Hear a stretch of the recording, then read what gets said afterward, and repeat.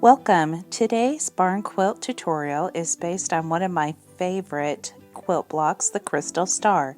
I love this quilt block so much because it's so simple to create and it has so many possibilities. If you search the web, you will find tons of variations that quilters have used to make this an interesting, fun block. Here are just a few ways that quilters have taken this simple block and made them into interesting pieces that are different in so many ways. You too can do this by breaking up your block into different colors and making beautiful, unique barn quilts. Let's start this project by gathering your supplies. You'll need brushes, paint, and primer if you're using this as an outdoor barn quilt, pencils, frog tape, a blow dryer, a ruler, and a wood square for painting on.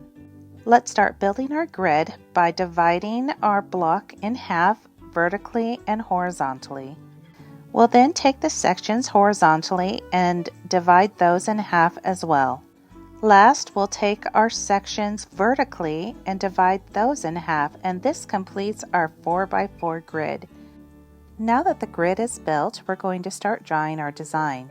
Start in the first row, first square, top right corner, and bring your line down to the third row, last square, bottom right corner.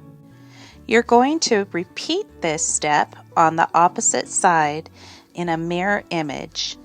Now from the right side, go down to the bottom of the first block and take that line diagonally down to the far left side of the first block on the bottom row.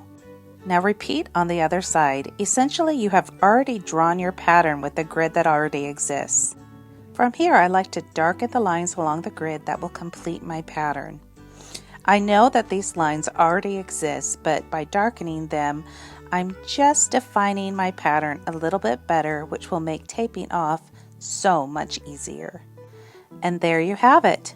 Your pattern is complete. The first step in taping is choosing blocks that are not touching each other if at all possible. With this pattern, it's really easy to do. So tape your triangles, press down and burnish the tape with your finger as well as you possibly can. This will ensure nice, clean, crisp lines when you paint.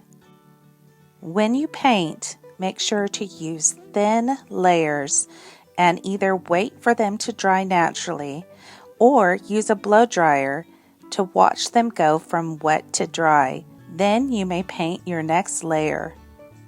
After you have finished painting the second layer of your triangles and dried it well, carefully remove the tape, pulling away from the edge, and now you're ready to tape and paint your second set of triangles.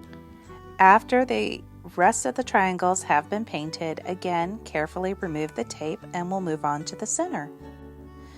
With the center painted, essentially you have your perfect crystal star in one color. Of course, this variation can be done in so many different ways. Just adjust where you tape off and where you paint. I recommend sticking to just one or two colors to begin with until you become comfortable with the process. You may notice that there are some small imperfections in your painting, and that's okay. As you can see, everything is not always perfectly lined up or perfectly placed along the edge. But you know what? No one's going to notice this. Be kind to yourself and be proud of the work that you've done.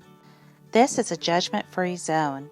Even though you may view these as little mistakes, they are simply human touches, which means that this was not made by a machine. This was lovingly made by your hands. Be proud of it and have fun. Thank you for joining me on this barn quilt tutorial.